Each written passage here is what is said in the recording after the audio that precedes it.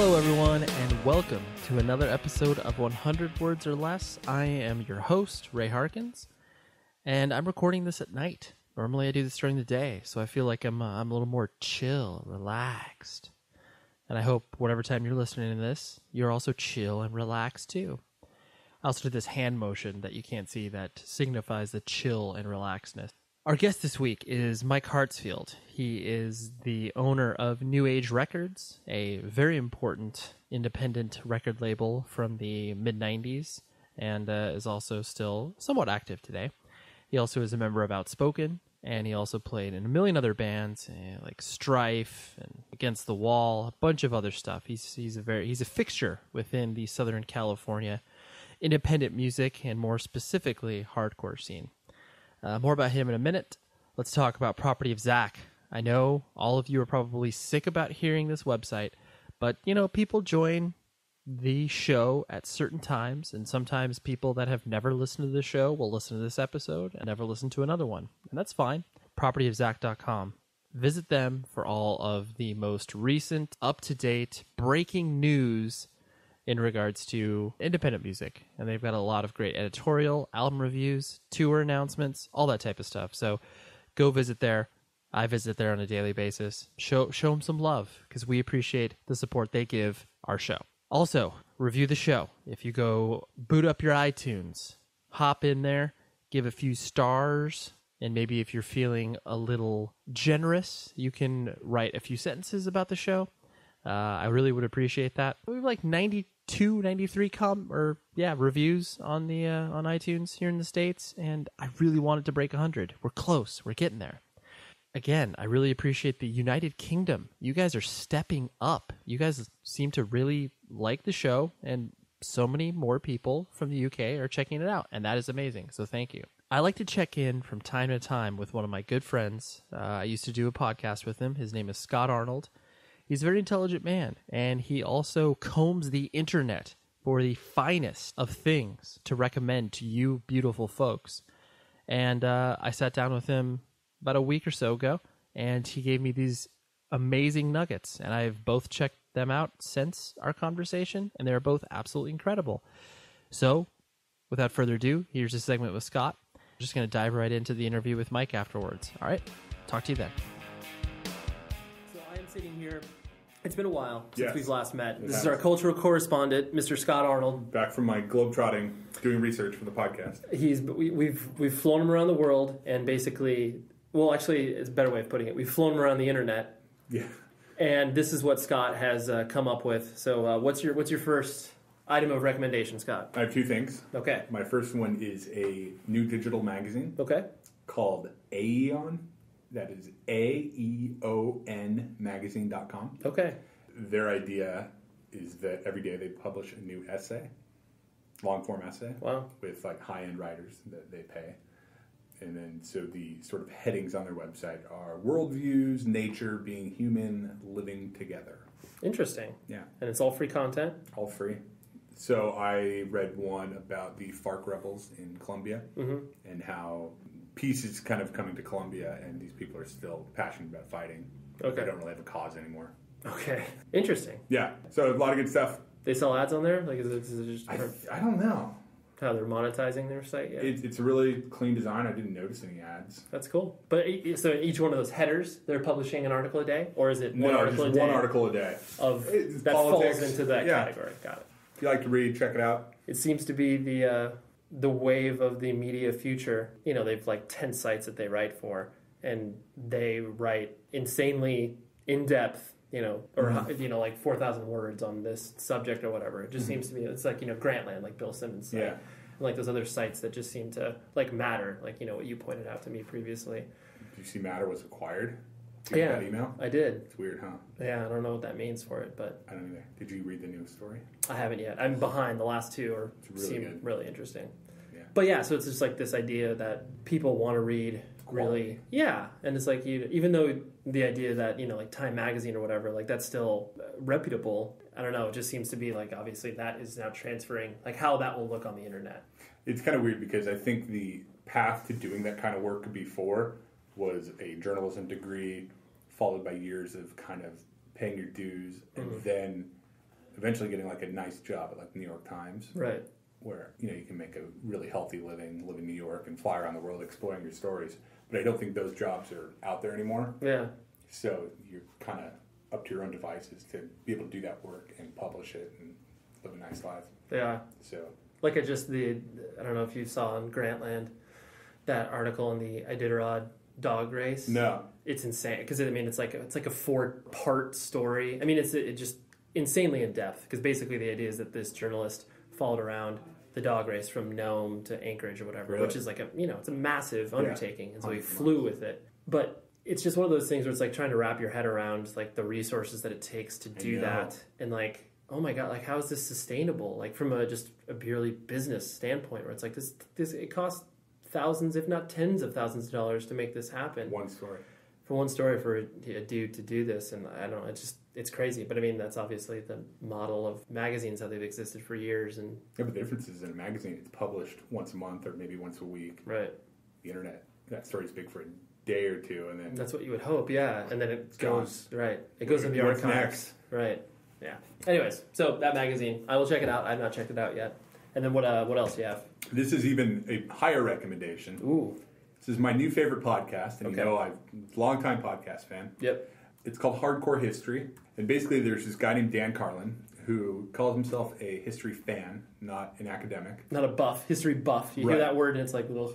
So basically he takes one subject. The most recent one was about the Mongols, and he just tells the entire story, however long it takes, 12 hours, 20 hours, breaks it up into podcasts, and it's like the most entertaining thing to listen to.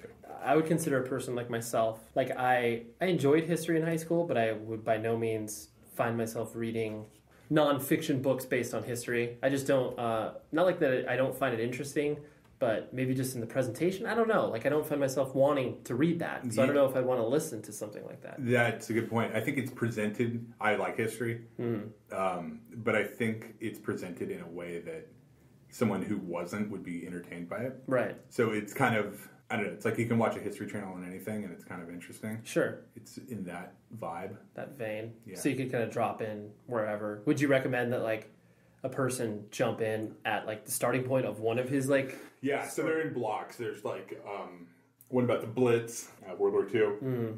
There's one about the Mongols, and there's some smaller ones in between. And I would definitely recommend starting from the beginning, because they're sequential and there's a lot of names and stuff you have to know remember about. Yeah, it's great for long drives. Interesting. Also, he has a current events podcast called Common Sense. So basically, whenever is it a daily or is it a weekly? Well, whenever it's appropriate. So. Oh, okay. Recently, the North Koreans are getting a little crazy again. Right. And then he'll just talk about the kind of military realities of that and what we have to worry about and what will likely happen. And, me being a worrier, I was like, oh, I'm going to get drafted. Right. Life's going to be over. We're going to die soon. Sure. And then after listening to that, I'm like, they're just hungry. Your fears are calmed. You're not going to go into war. Literally, they're just hungry and they want us to send them more food. Right. Check it out. Those are both great recommendations, and that will round out Scott's Cultural Corner. Yeah. Thank you. See you in a few months after. Yeah. Thank you for corresponding. More journeys. Smart.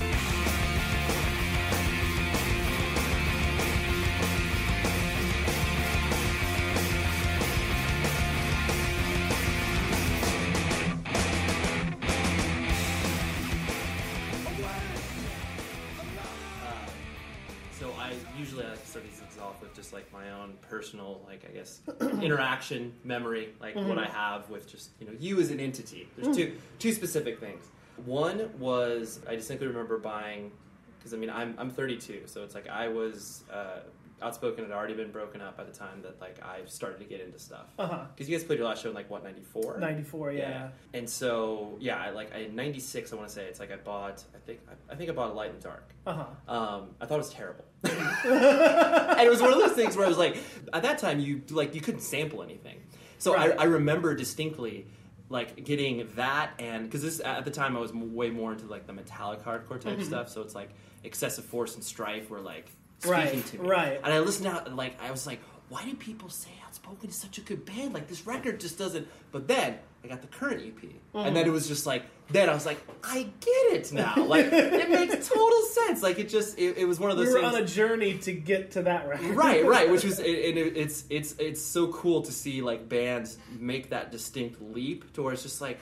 This is what they've always wanted to do. Right. This is what they wanted to create. Yeah. And so I just, that was always distinct in my memory. And then there's another where it was, Amendment 18 was around, and that's when, like, Taken was playing a lot of shows at, like, Coos and stuff like that. And I remember I came home one day, and my mom, like, there was a note on my door.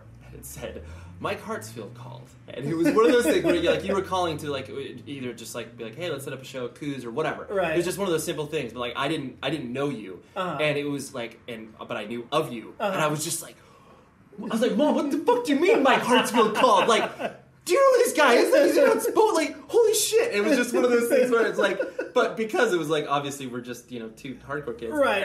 But at the time I was just kind of like, what? Like, this is crazy. What do you mean? Like, sure, of course we'll play a show at Coos together. But it was just, and it just, it puts you back in that sort of like teenage mentality where it's just like, oh my God, like, I can't believe that. Right. I mean, I'm sure there was distinct moments where it's like, people, like, you interacted with someone who you were like, oh wow, like, it's that dude. Oh yeah. Who like, do you have a distinct memory of like that? Well, I've had some of those that are not too far away. I've had some of those recently. Right. Where you're kind of like, it just brings you back to realize that those things still matter. Right. And I mean, I had an instance probably 6 years ago. I walked into Guitar Center in Fountain Valley, and I saw Gavin from No for an Answer, K-Nation. Right. And I got so flustered I couldn't talk to him. I met him in 1988. Right. And I saw him 6 years ago, and I was like, because he's that guy to me. He's the guitar guy that when I was trying to be a guitar player, he was already doing records and doing great things. Right. And he's one of the guys that I have always looked up to. Right. But I mean, if I was expecting to meet him there, I'm sure I could have... Like, prepared yourself for it? Yeah, but I mean, I'm like... And later, I'm like, why didn't I just... and it was probably like... If he saw me, he's probably like, oh, why is Mike being a dick? Why is he walking... He's running away over in the corner to, Right. have a moment, but... But it is. I mean, I think like obviously with age, it comes one of those things where it's like, you might go to that sort of like shy mentality, but they're just like, well, they're just a dude. Like, yeah, and that's what I think about. Like, wow, we could have had a great conversation, but instead, I nerded out and got too excited. But I mean, even with like Facebook and things like that. Like, I got a friend request from the singer of Hardstance that I've never met before. Right. But Hardstance is one of my all-time favorite bands. And I wanted to take a screenshot of it and go like, this is incredible. Yeah, it's the guy from Hardstance. Right. And, like, I friend requested the singer from Straight Ahead 2 weeks ago, and he accepted my friend request. And it's like, it's those moments. Right. Everyone has them to whatever degree, whatever genre, whatever interest anyone's into. Yeah. And it's like I guess it means that it still means something, and there's still connections, and you're still excited about the things you've been into for decades. Right, the things that you were obviously supposed to grow out of at some point. Yeah, totally. Like, grow up, get a real life, whatever. Right, or at least those things that you think will, like, those peaks of interest will dull a little bit. No, they'll be cool, but you'll get excited about it, maybe. Right, for sure. But you're like, in the whole idea that it's like, oh man, like, probably like 10 people would care about this. Right, yeah. But I am one of them. The singer for Hardstance friend requested you. Yeah, dude. Like, and the thing is, like, everybody that I know, mostly from Orange County, knows him, and like, just a guy. But to me, it's like the guy I've never met that sang and did all these records. We've traveled in the same circles forever, but I don't know him. Exactly. Yeah. It's exactly what it is. So were you, going back to the very beginning, born and raised like in the Orange County area or like LA County area? No, like northern LA County. I grew up in Santa Clarita Valley. Okay. And like from 0 to 17, same house, same area. Yeah, that was pretty much it. I grew up, like, I went to the same school, grade school, all 6 grades, junior high. Like, all of my schooling was very... Yeah, your parents weren't moving around. Yeah, I wasn't moving around. There was no divorce. There was no trading off or anything. What was your family structure like? It was very, to me, it was very middle America. Mm-hmm. It was very, like, dad worked all day. Mom, helped with Little League baseball teams, and like my mom became the president of Little League baseball at one time, and was like, and she was like, my mom was the president of Little League baseball, and she was just always like, might not have had jobs, but was very active and very go-getting and PTAs and doing all those things. And did you have brothers and sisters? Or? Yeah, I had two older brothers who were in Little League, and I was in Little League, and it was kind of like they did it, and I'm supposed to do it, and I'm supposed to be interested, but I'd rather do BMX. Right. It's like, I'm going to go do some cross-ups, and like they can practice baseball. Yeah. And my interests, like they still like baseball. I might go to a game with friends, but I couldn't watch baseball. Well, obviously it sounds like it's too, where it's like obviously both your brothers did it, and it was like such a part of the family's culture that it was you're kind of like, well, I don't know, maybe I want to do something else. Yeah. It's not like an 8, like, I'm not doing this baseball crap. I'm going to do something else. It's like, I'm a kid, baseball, it's a game. I'll try it, yeah. See what's up with it. Yeah, and so, but through them, luckily, my oldest brother was into, like, what is now classic rock. Then it was contemporary, it was current music. But my middle brother, our middle brother, was more into, like, heavy metal. Okay. Like, that was, like, he was into like Kiss and AC/DC and all that stuff. And I'm like, okay, I'm sticking with you. Like, I like what you're doing, but it's a little crazier. Right. And then the more I got into metal, I got more into obscure metal and then like thrash metal. And it's like you dove deeper than your brother. Right, exactly. And I was like 12 or 13 and I started a metal zine and I'm like, music is my thing. Like this is really this is what I'm attaching myself to. And I was so young and I was going to like shows at like 12, 13, 14, like going to the Troubadour and the Country Club and going to all these places that after the fact started doing hardcore shows and doing different things. What did your dad do for a living? He worked for ITT Gilfil and he designed radars. Wow. Yeah, and that's pretty intense. Yeah, I could see why he would be absent a lot because that's an intense job. Right. And he would go on like business trips sometimes, but he was usually home every night. That's cool. And but like we would go to the like bring your family to the job, and like we would go to his place in Van Nuys, and then we'd go to like a battleship, and like there's the radar, and it's on the battleship, and there it is, and there's a helicopter going to land, and everyone can take a picture, and it was stuff that just blew my mind on a weird level. Right. And he was like, I graduated when I was 17, and he's like, well, what college are you going to go to? And I'm like, are you kidding me? College? Dude, this music thing's like, that's what I'm... This is the ticket. Yeah, I'm cut out for this stuff. Like, and this was right before I started the label, so I was just starting to get into bands that actually had song structure. Like, we're going to do this 4 times. Then we're going to do this 4 times. Then we're going to go back to that first part 4 times. And like I was like, wow, like music is starting to... We can actually create something. Yeah. Like it's not the worst thing ever. Right. We're not having the neighbors just come over and like, what are you doing, killing a cat in here? Like, what's going on? But... And so like, not to fast forward too far, but so as you started to kind of enter high school and like your formative years and everything...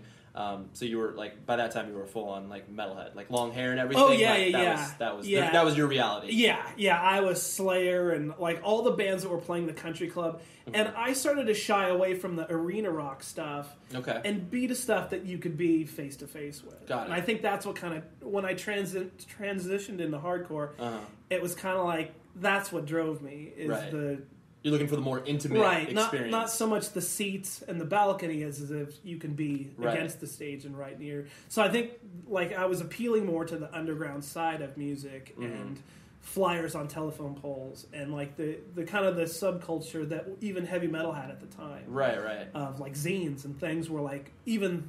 There was something tangible that you could do that could directly relate to this music. Right, exactly. It wasn't just like, I would go to one concert every 6 months. Yeah, it wasn't something you see an ad in the paper for and then you go attend that concert and you don't have any kind of connection to it. Yeah, like BMX was obviously, like, so you were doing that as you were kind of getting into metal and like that was like... Yeah, it was all kind of like that sense of growing up and I couldn't, when I was in high school, like, I couldn't play it. Like, I was barely learning how to play bass. Okay. Like, I went and I took some guitar lessons.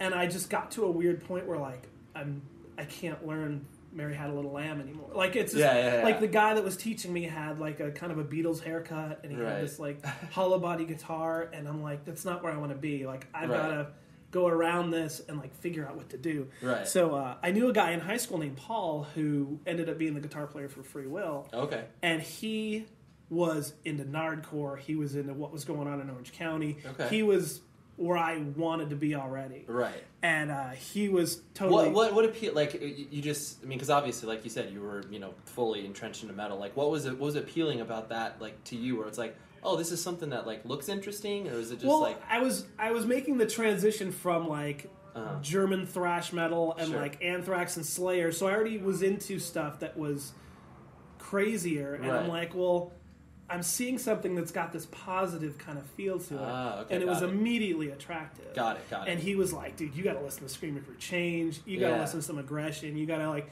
And I was just immediately like, it was like lights on. Right. That's where I'm going. Right. And so he turned me on to like everything that I listen to today. Stuff, right. And I was really fixated on him as a guitar player. Mm-hmm. Like, okay, well, he was doing a band at the time with members that were coming in and out. And I'm like, hey, you got a bass player now, dude. Like, well, let's do I'm this. hitching my wagon to you. Right, exactly. And we played a high school party in 1987, and it was filled with way more people than we expected. Right. Police helicopters, cop cars. Geez. Like, it was like, it wasn't everything you wished for. Right. But it was a crazy attention that you were like thrown in the middle of. Right. So now, like, we were the guys in high school that had a band that played parties, that got crazy. Like, and our songs were, we had these riffs and parts that were very structured. Okay. 4, 4, 4, 4, and you're done. And the lyrics were all improv. So we had a friend of ours named Matt who was just, he could talk about that chair over there while singing a hardcore style. Yeah. And nobody just knew nail the it. difference. Right. And it was just one of those things. Did the entity have a name? Like, so this was like your first official band that you ever played? Yeah, this was a band Paul had started called Absence of Reality. Okay. And it was... That's pretty good for a high school band. Yeah, I like that. So it was then later morphed into Absent Reality, which and I was like, you can't do 2 initials. You got to go back to 3 initials. Like so we had this kind of like, balance issue. Yeah, like a shift in like, well, I don't know if we need to change this. Yeah. Don't shorten it. Every time we played these songs, the lyrics were always different. Okay. But it always sounded good, awesome, and we had, like, the riffs were always the same. We got a comfort in playing these songs. And so in 1987, I moved to Big Bear.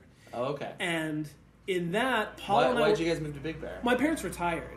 Oh, and so they were like, hey... This is right. We can either go to Palm Springs, or we can go to Big Bear. Yeah. And, or you can stay... and you can find an apartment somewhere. I'm like 17, just graduated high school. I'm like, I've got $0 and a record habit where I just spend all my money on stuff. So I'm not affording any apartment. So I figured out, well, it's 2.5 hours to Big Bear and back. Mm-hmm. And in the meantime, we had set up, there was like an escrow closing. So my parents were kind of gone all summer at the new house. So we had their house. Oh, wow. And so I was like, hey, well, we're getting ready to close the escrow. Let's play a show here.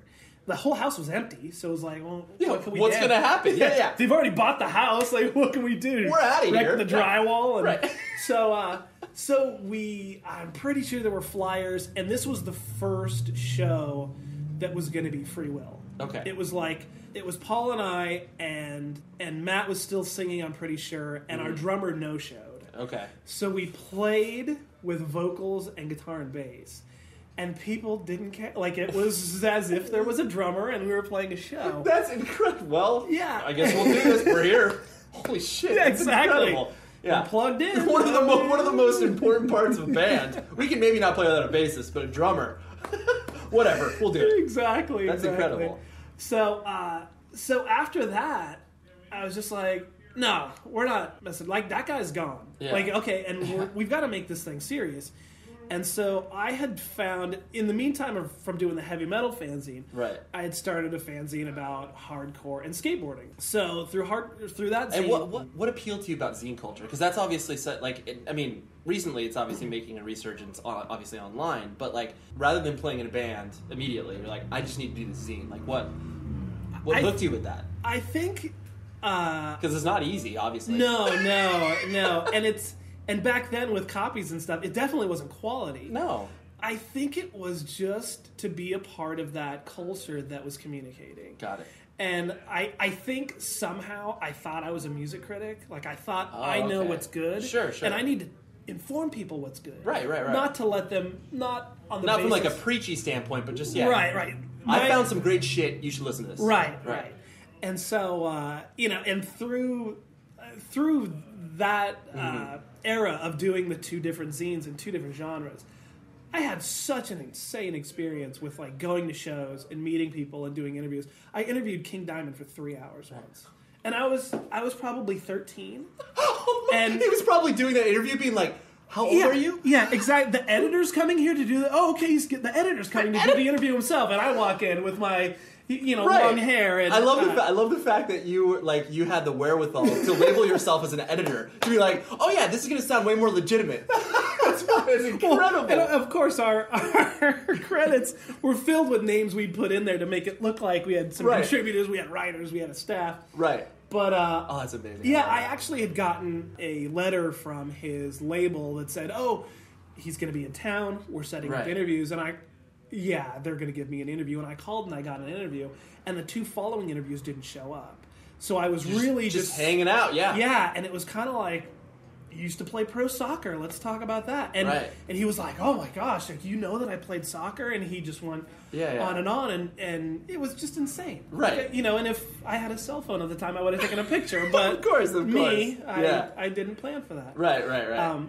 But long story short, I think it was just that fact that I thought, and as a lot of people do, like, I've got an opinion about music that not only do I think my opinion's right in a way, but I love this band. Right. And like, I would go see shows where 5 people showed up, and I'd write a thing and said, how come there weren't 200 people? Like, this is a band that needs to be heard. Who cares if it was a Tuesday night at the Troubadour? People should have been there. Right. Well, it's funny you say that, because that's obviously like, that's such an instinctual part of you, and that obviously has dictated like what you've done throughout your, from the record label and stuff like that. That's just like these bands need to be heard. Right. Oh, put out their records. Right, exactly. And that's how, when I started the label, I'm like, wow, this band has recorded stuff that no one's ever put out. Yeah.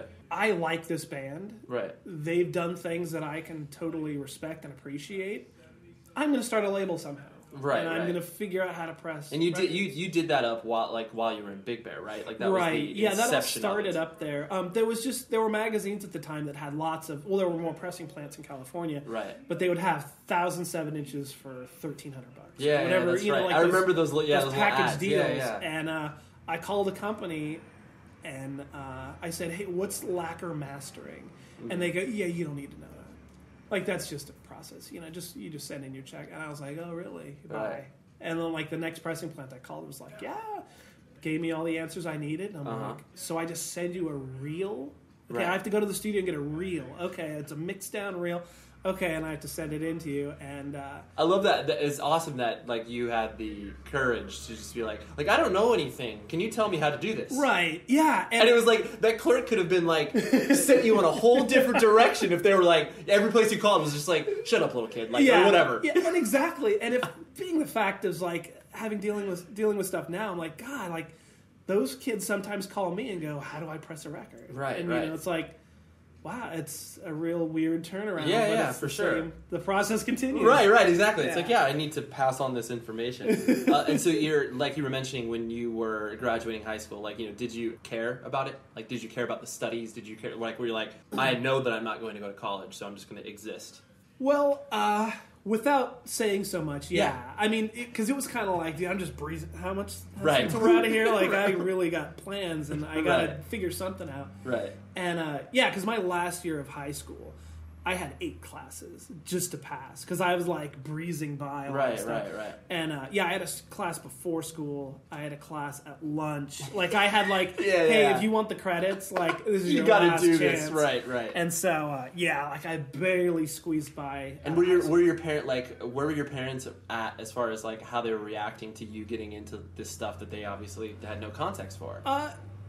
Remarkably supportive. Really? Okay. Yeah, which, they would let me go out with my brother who was 16 or 17 at the time. I guess if they were like, they felt that you both were together. It was, right. Yeah. Yeah, and they trusted him, and he was responsible, and we would go to Hollywood on a on a On a Thursday school night, night. Wow. to go see whatever band. Yeah. I look back at it now and I'm like, God, the support was insane. Right. Like, I mean, really, even the acknowledgement to let you do something. It wasn't like they didn't care and I could run around and do whatever I wanted. Like, I had to get permission to go. Right. And I had to be back. There was a by structure whatever you had time. to work in. Yeah. And I knew that if I got outside of that structure, that there'd be A lot of repercussions for it. privileges would be revoked. Yeah. And it wasn't like I'd given my parents the finger. I'm going to do what I want. Like, no, I was in a position where I respected my parents, and it was mutual. And that's why I think it's so funny, where it's just like you see, it's like, because I had a similar experience. Like, my mom definitely like didn't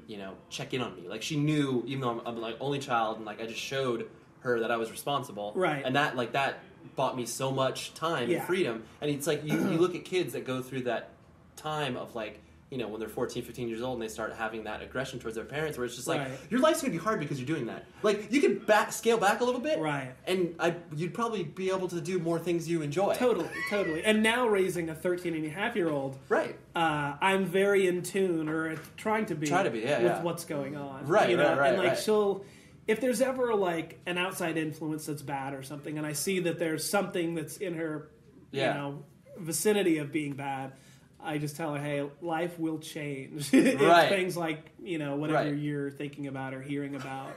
If stuff goes down. Life changes in a flash. Right. Your situation completely changes. I like that. I like how you phrase that. Your life can change. Yeah, because a lot of times I'll go, hey, things aren't really that... Like, she'll go, oh, this is bad or that's bad. I go, come on. Right. What's really so bad? Right. There's something that you don't understand right now. It's called perspective. Right. You won't get that until you're later. Yeah. It's still dawning on me at this point. Exactly. So. Yeah, you won't have the full perspective until you're like 70, 75. But, the New Age was such a... it's like, I remember like when I first started to buy records, and it was like it was like a starter kit, where it was like so pervasive to be like, okay, like in order to be a part of this sort of Southern California hardcore ecosystem, and obviously even more on a global perspective too, but it was like you had to get these records, you had to get Life Love Regret, you had to get Suppression, all these other things that you were doing. And so I'm sure at the time it was like you were just kind of putting one foot in front of the other, where it was just like because it was growing so rapidly and crazily, I'm sure. And it was still the kid who thought he knew people needed to hear these bands. Right. That's all it's ever been, luckily. Because through the years I had like, hey, so-and-so's got this record, they want to release, 2 of the songs on a 7-inch through you. Right. And it was something that was on a huger label, and I'd be like, I wouldn't listen to this. Like, I don't think this band is necessarily good. Yeah. And not that I've got to protect my fan base, but I listened to the bands I put out. Right. I liked them. I need to legitimately enjoy this. Right. And I couldn't put out something because it's going to sell twice as many. Business-minded, you could tell I didn't. As I stumbled into 1999 and 98, like things have definitely changed, and of course, I wasn't business-minded about many things. Right. So, well, you have to look at like, I always look at it from the perspective where it's just like, when people start to, do the things like, Revelation and obviously what you were doing, where it was like, clearly there was no template. Like, you were literally figuring it out as you were going. Right. Like, and it's like the idea of like paying royalties and like all these things where you're just like, I don't know how to do that. Yeah. Where do I like... I'm good at making that record cover look shiny. Right. The whole business side and collecting from distributors and stuff. When you mentioned earlier, is like, there was no set guideline about pressing records. It's like, I didn't know anybody that had run a label. Right. And other people that I met running labels had started around my time, or, were just on different levels, to where there was no commission of record labels, where where would be pretty amazing if everyone sat down and talked about their issues or their problems, or like, hey, is that distributor not paying you? Well, hey, let's put some leverage on. Like, imagine if people had come together and been like, hey, so and so owes you money. Let's totally. And trust me, I had a few friends along the way that did do that. Sure. Like, oh, so and so's not paying you. Yeah, I'm not going to ship to him. Right. And then I'd get a check. Unfortunately, that didn't happen with people that owed me $20,000 and $30,000. Right, exactly. Yeah, a lot of money. Right. I had I had significant debt in late 90s that was just crippling. Right. And it's like, okay, the power just got shut off. I'm moving everything into a 1-bedroom apartment, and life is going to change. Right. And that's really... There's no choice but to turn this corner, because like it's not sustainable. Right.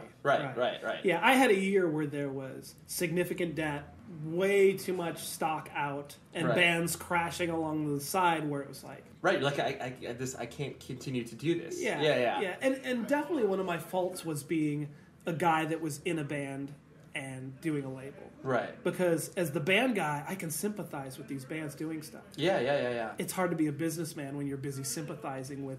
Right. You guys broke down on tour and had to spend all the merch on a new transmission? Right. What do I do? Right. Like, you're in that spot to where... Right. No, I've been there. Yeah. I understand that. Right. Like, I'm friends with you. Yeah. Yeah. Yeah. And that's the one thing that I've always like in watching what you've experienced and like what the label has done, where it's always struck me the most difficult thing that you do is being in business with your friends and being able to like maintain that either friendship or professionalism over a long period of time, especially when you're that age. Right. It's easier when you grow older because it's like, I can be a dick to you during the workday. Right. And we'll get our job done because we're adults. Right. But yeah, when you're younger like that and like you're in the middle of it, it's almost impossible to like have work with your friends on that perspective. Yeah, and it's funny because I've heard the same scenarios from so many different people because out of this music scene, so many businesses have formed with screen printing or merchandise, like the different things that like, oh, we started this company, well, we're going to hire some buddies. Well, that didn't go very good. Or sometimes it does. Right. But, I mean, when it came down to, when we actually hired a salesperson, right, it was a guy we knew. Of course. Who had no background in sales. Right. Yeah, and it was like, what are you going to do? Like, Right. if I'd gone to college and like, hey, I took some business classes. Right. Well, I was punk rock and hardcore. Right. Business. Pfft, Yeah. who needs that? Like, we're doing it. I'm going on instinct. Yeah. My gut. Yeah, like I'm gonna try to sell records for $6. We're not gonna shrink wrap them because shrink wrap destroys the. Like we had so many agendas that it was hard to say. We need a business mold. We need some kind of a form that we stick to in a way. Right. And so, as you know, and it's funny too because I heard of so many stories along the way of like, oh yeah, so and so they don't hire hardcore kids. What? Like, how could that be? Like, yeah, they're looking for salespeople with experience in sales. What? I can't even believe that. Like, they should be hiring guys that know this stuff, who live this stuff. And there's a compromise somewhere, of course. But the thing, I had heard that like there were job postings for record labels that were like, we want an accountant that has a degree in the Right. Like, wow. Like, yeah, it didn't compute because that's that's not where you were coming from, what you were doing. Exactly. And if I had come from that, chances are things would be very right. different. New Age would be in a different light at this point in 2013. Right. Obviously, as like you were doing Free Will and everything like that, and Outspoken was so interesting for me to reflect on. Like, obviously, never seeing you until you did reunion shows and everything like that, because it was like. To me, Outspoken was one of the bands that was not afraid to obviously like talk about emotions. Like you were taking lyrical content that was not the traditional sort of '88 hardcore, right? And it was like, and I presume that was a very distinct focus of the band, like from the get go. Well, it was interesting because early '90s was such a time where. Let's talk about animal rights. Let's talk about. I mean, the late '80s into of course, late '80s into the '90s. In the '90s, it was fairly safe. Yeah, like you could kind of like you were preaching to the choir in a way. Right. But like the whole scene was making adaptations to new ideas and freer thinking and breaking a lot of molds and stuff. But when songs came up about against homophobia and things like that, like that's when like there was so much jock mentality that like that was a stretch, like to where you were really telling people to be who they really are, and it's being expressed in music this way. And nobody was quite ready for that. Not that we were the only band doing it, but it was definitely something newer. It was interesting to see how a lot of that went down. I mean, and it was funny too because reflecting on a show that we played in 1990 in Phoenix, Arizona. Like, we'd had the demo out, the 7-inch out. It was interesting to go into a place, Phoenix, Arizona, that was riddled with Nazis. Like, and, like, out here, like, they'd been run off and beaten up. I mean, really, they had to find somewhere else to go. They've been dispersed. Right, exactly. Mid-'80s, totally different. Like, it was a war zone. Right. But early 90s, like those guys were gone. Mm-hmm. It was just such a rarity. Right. And so to go into an area that had a much smaller scene where a lot of those scenes fed off each other and punk bands would play with hardcore bands and there'd be a metal band or something. Right. Where early 90s, like a lot of that crossover stuff had been pushed into its own little corner. Sure. But the show in Phoenix, we had a song against racism, and at the club, if you looked out, it was filled with obvious Nazi skinheads. 90%. Right. There was the guys in Undertow. Uh-huh. There was 90% skinheads. There was a few people that will go under some other category. Right. And us on stage. Right. And one of the greatest things John ever said is, "This goes out to all you Nazi motherfuckers." Uh-huh. And we didn't start playing that song. The stage was rushed. There were 25 guys jumped up on stage. Right. It was an immediate panic situation. Of course. Because it was like... you were outnumbered, clearly. Yeah, it was a very independent club. Right. And that had, it was... one security guard at the front door. Yeah, right. I mean, if they had any sort of licensing or permits, I'd be shocked. Yeah. But John never backed down from that statement. Uh-huh. And strangely enough, the people that jumped in between us and the Nazis were other Nazis. Because the club was run by Nazis. Oh, there you go. And they might be Nazis, but they were hired as security. Right. So they had an agenda. They kept their buddies away from us. Uh-huh. Which is mind-blowing in itself, that they didn't just go, "Hey, we're off the clock, let's Right. take care of business." Yeah. It was just one of those standing up. Instances. Yeah, it was one of those yeah. instances where, like, we're here, we're in your world, and we're going to still say what we came to say. Right. And it's tough. It's tough to have the perspective where it's just like, now it's like, most bands can, critique basically anything on stage, and for the most part, like, people aren't going to interact with that. Right. They'll be like, oh, like, yeah, like, that's cool, a clap or Right. whatever. But it's like, yeah, to like, go into the quote unquote lion's den and to like face something like head on like that. Right. Like that's that was just. There was no forewarning of like, "Hey, this place is run by." It was like, "Hey, we got you a show. We're going to play a show." Right. And we were on tour and excited to be playing anywhere. And I just remember we made it to the car, and the security guys, "You really got to get out of here. Right. Like, it's really going to be a it's problem." time. Right. Yeah, and it was just so mind-blowing because I just remember John giggling about it. Right. Just being like, wow. Like, this that was happens. Yeah, like, we're driving away from this, not in an ambulance, Right. but in our car. Right. And yeah, we were touring in a Ford Escort with a car carrier on top. And we just got all of our stuff in there. I don't think we sold a shirt that day. Right. And we just drove away. And I mean, reflecting on it now, I remember what happened, but there's like this majesty about it. Oh, sure. Like, it's like, that's one of those things that's just...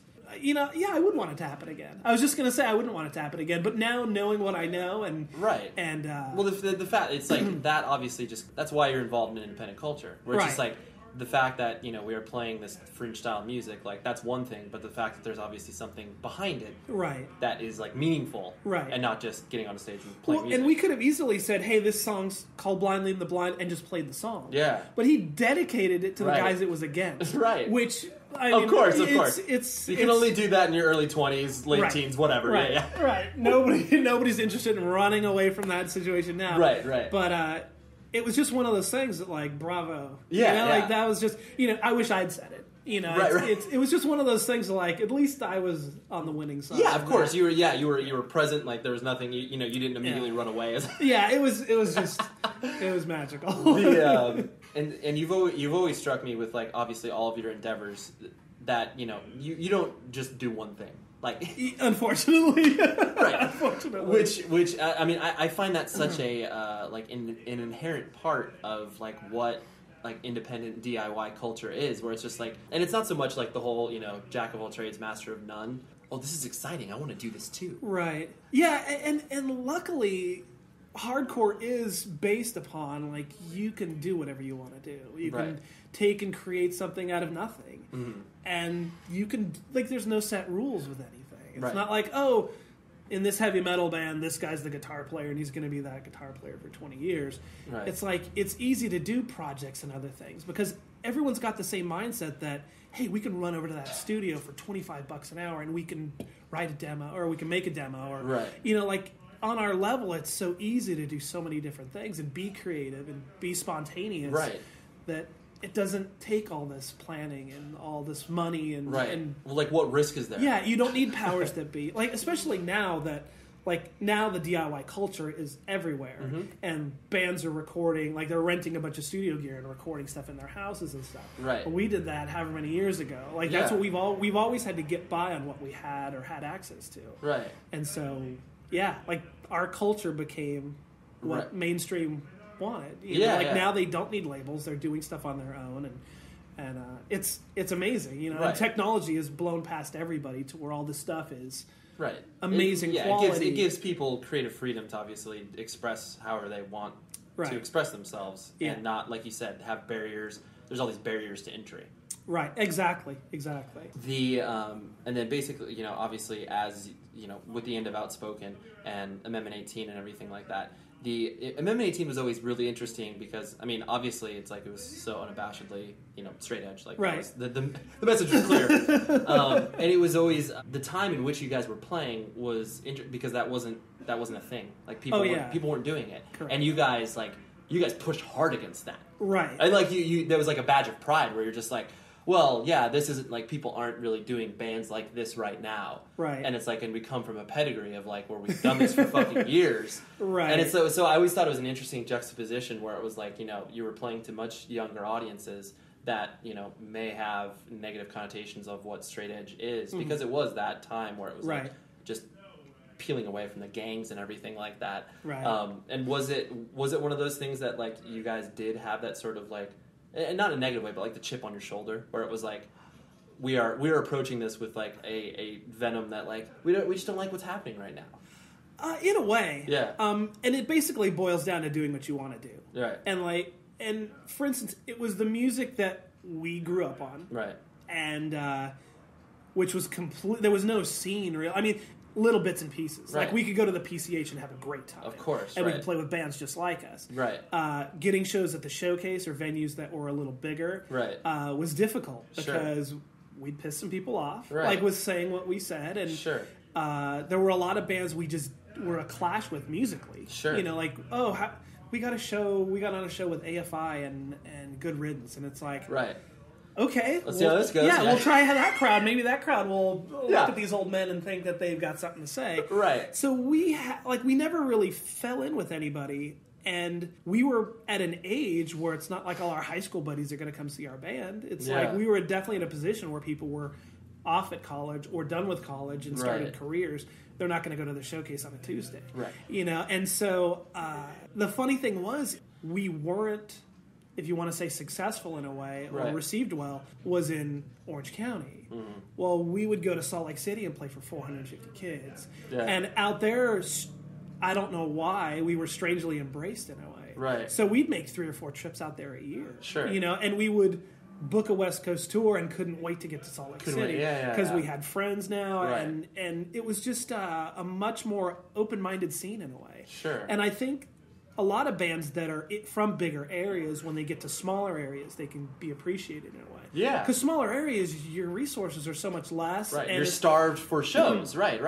and especially areas where there'll be snow parts of the year where That's bands true. won't go there. Right. Like, hey, let's go there. It's, you know, Right. it's however many hours away, and we'll go straight there, play a show, and come straight home. No, I've always said that it's like the, you know, whatever, in the, you know, mid to late 90s, like late 90s when I was doing more tours, like, you know, if we were working with a quote-unquote agent and they would send us, like, you know, and I use that term very loosely. Right. Where it was a person who helped book you shows and then they sent you, you know, your itinerary. And I just always remember being like, oh, cool, like, we're playing Philadelphia. We wouldn't be playing Philadelphia, we'd be playing a suburb, obviously. Right. And it was like, as we did that, became so much more meaningful because it was like you said, these are places that bands don't play. Right. And it was like, you know, 9 times out of 10, when you would play a major city, the show would be okay. Right. But then, you know, you travel an hour, 2 hours outside of it, and you'd be like, incredible. Yeah. And it was just like that, like you said. Well, and plus you go into a big area like that and you're competing with every sports event. You're competing with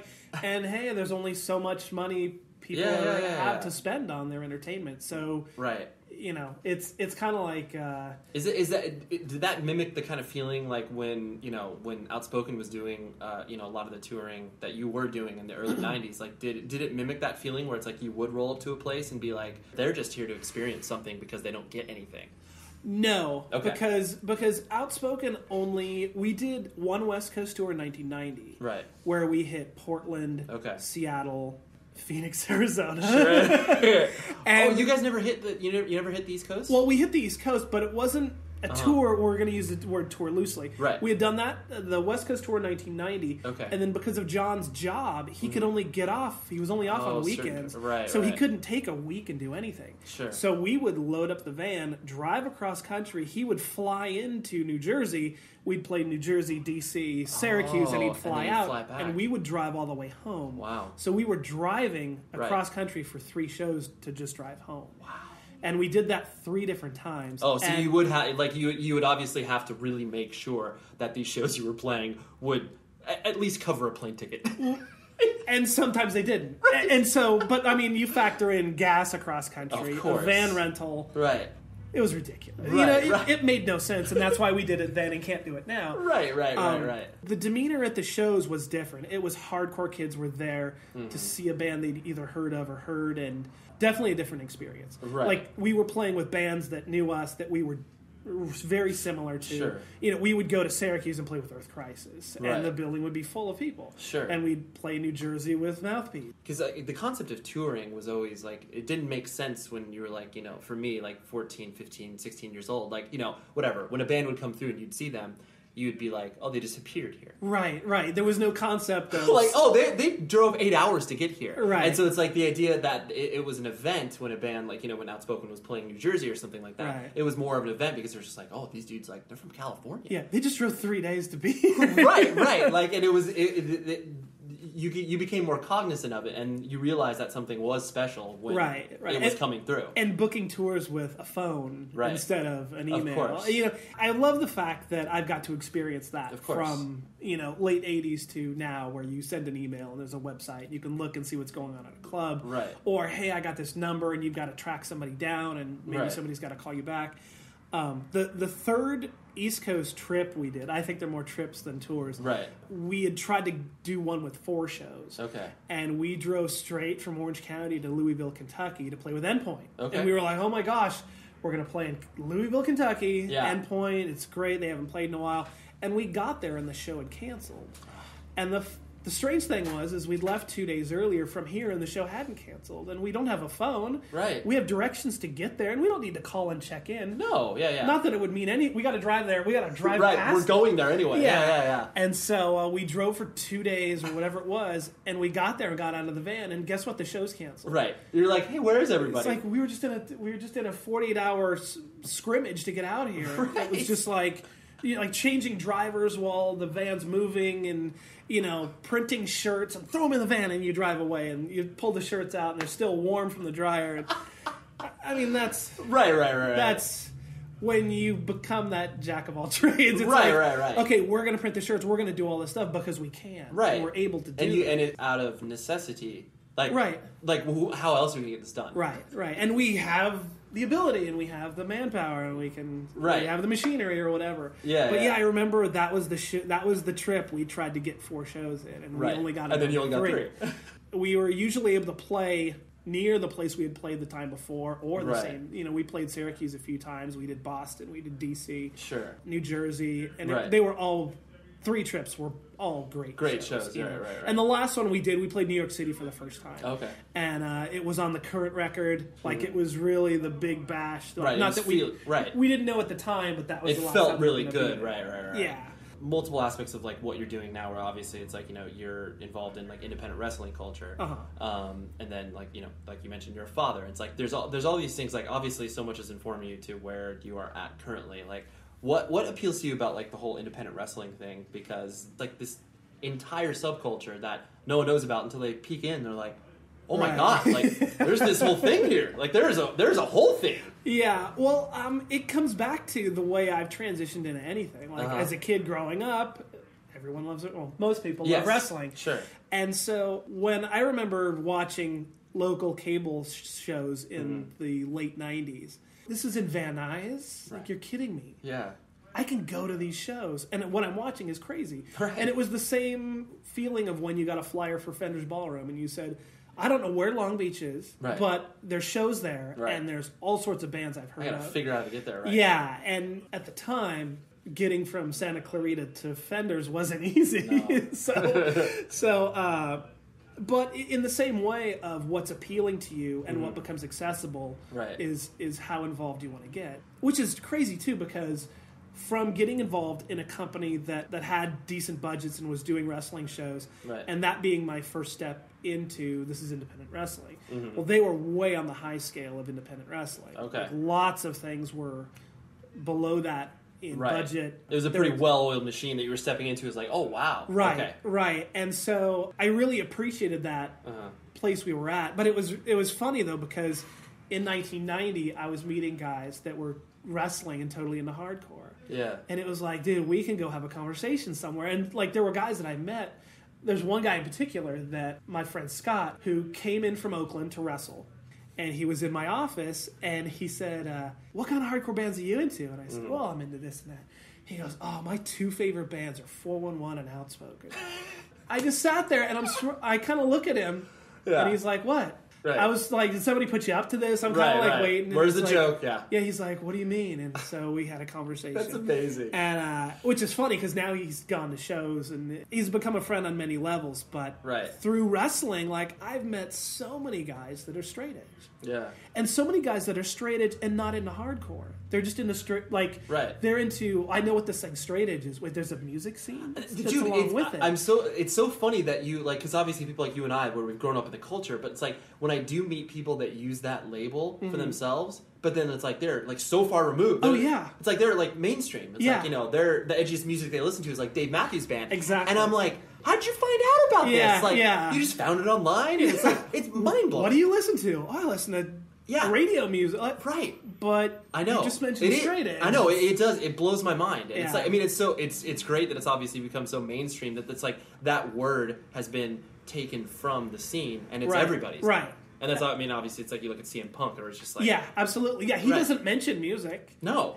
Which is, there's just, around this whole thing, there's a whole nother level. Right. And who would ever think in their right mind that a straight edge gimmick in wrestling would work and make a heavyweight champion that's one of the most prolific guys that is... Totally. It's just mind-blowing. No, if somebody said, we've got this idea, I would have said, no one will care about 10 that years idea. ago, you'd be like, that will lose you massive amounts of money. And that's why I am where I am in wrestling. Yeah. The parallels between, like, you know, like, independent wrestling and touring and, like, you know, doing that whole life, like, there's so many similarities. Right. And it's interesting, too, because you book a venue, you make flyers, somebody's got to run the door. Right. It's so similar, but I'm sure there's 50 other things it's just like. But the parallels are crazy. Yeah. Good attitudes, bad attitudes, guys breaking down on the way to the show. Sure. I mean, there's every aspect of what if you've booked a hardcore music show, or any kind of show, you deal with everything with talent, you know, and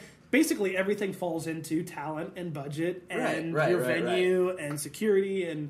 But I think the one thing that is easier about wrestling is you're dealing with individuals. That's true. Like, an individual can't break up and not come because they got in a fight. Like, it's on everyone's individual... it's on their shoulders. Totally. As opposed to corralling, you know, herding cats and 5 individuals. Right. Yet every car can break down. It's, you know, hey, we can't pay you back because the band broke up. Right. Like, that part of the label side, I think, was just such an incredible nightmare. Like, what do you mean I just spent X amount of dollars on your recording and X amount of dollars on manufacturing and advertising, and you don't feel like touring? You're going to take that CD and show it to your kids and go, look what your dad did one day. Like, I've got a gun to my head. Like, what do you mean you're not going to tour? I didn't need to spend $50,000. Investing in a memory for you. I could have made a down payment on a house, yet now I've got a garage full of CDs. Right. what's the recycle rate on plastic? Yeah, it's like, oh, 5 great. cents on the ton or something. Right, yeah, it's like, that's great. That'll really pay off. Yeah. Like you were mentioning, you're a father. It's really interesting. I mean, I have a 2-year-old, and it's like the concept of like we were not into what our parents were into. Right. That's a reality. Right. And like clearly, our children are going to not be into what we're into. But it's like we're essentially involved in independent youth culture, like still, and we're old for all intent and purposes. What has your experience been growing older within this thing that we call, independent music, and then obviously having a child and experiencing that?